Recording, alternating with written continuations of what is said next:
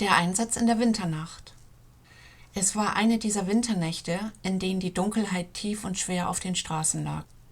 Der Himmel war sternenklar, die Kälte schneidend und die ganze Landschaft ruhte unter einer dicken Schneeschicht. Die Straßen waren leer, nur das entfernte Leuchten der Laternen war zu sehen. Und das Knirschen des Schnees unter den Reifen eines einzelnen Lastwagens durchbrach die Stille. Am Steuer saß Hannes, ein erfahrener Lkw-Fahrer, der seit fast 40 Jahren auf den Straßen unterwegs war.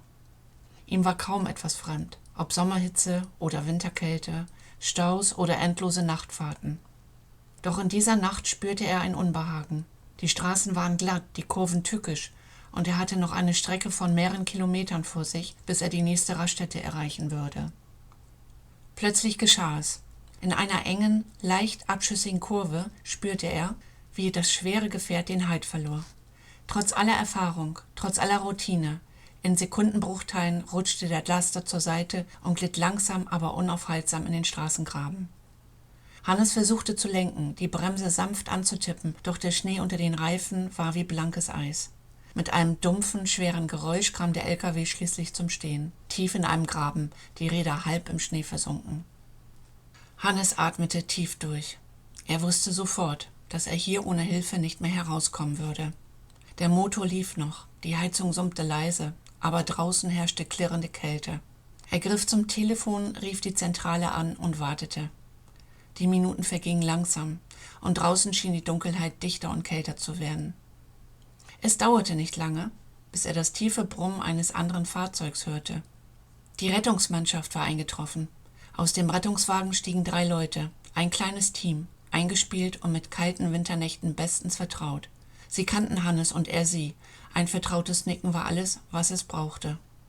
Ohne viele Worte griffen sie nach Werkzeug, leuchteten die Szene aus und begannen mit der Planung. Die Kälte kroch durch jede Bewegung und ihr Atem schimmerte als feiner Nebel in der Luft.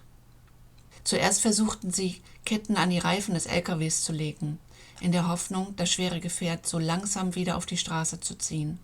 Doch der Schnee war zu tief, der Boden darunter gefroren. Es war, als hätte der LKW sich im Winter selbst verfangen. Die Zeit verging und jeder spürte, wie die Kälte immer weiter in die Glieder kroch. Plötzlich ein kleines Hindernis. Einer der Haken, den sie befestigt hatten, sprang ab und schoss zur Seite. Ein kurzer, gefährlicher Moment, doch das Team blieb ruhig. Jeder kannte die Risiken, jeder wusste, wie wichtig es war, nicht die Nerven zu verlieren. Sie gingen zurück zum Plan. Der Kranwagen wurde vorsichtig positioniert, die Seile und Ketten nachjustiert und diesmal sollte es klappen. Millimeter um Millimeter hob sich der LKW aus dem Schnee. Langsam begann das schwere Fahrzeug sich wieder auf die Straße zu schieben, während die Helfer mit jedem Zug darauf achteten, dass die Räder nicht wieder wegrutschten. Es war ein Moment voller Spannung, ein Kraftakt, bei dem jeder Muskel angespannt war. Dann, mit einem letzten Ruck, stand der LKW endlich wieder auf sicherem Boden.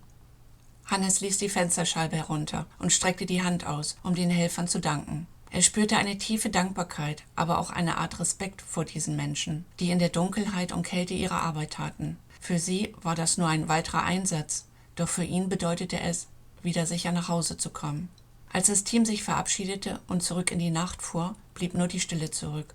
Die Stille, die in dieser Winternacht so schwer und tief war wie der Schnee selbst. Doch Hannes wusste, dass er in dieser Einsamkeit nicht allein war. Es gab immer Menschen, die zur Stelle waren, wenn man sie brauchte, egal wie dunkel und kalt die Nacht auch war. Wenn dir diese Geschichte gefallen hat, lass gerne ein Like da, teile sie mit deinen Freunden und abonniere meinen Kanal, um keine weiteren magischen Erzählungen zu verpassen. Ich freue mich auch über deine Gedanken in den Kommentaren. Was hat dich an dieser Geschichte besonders berührt?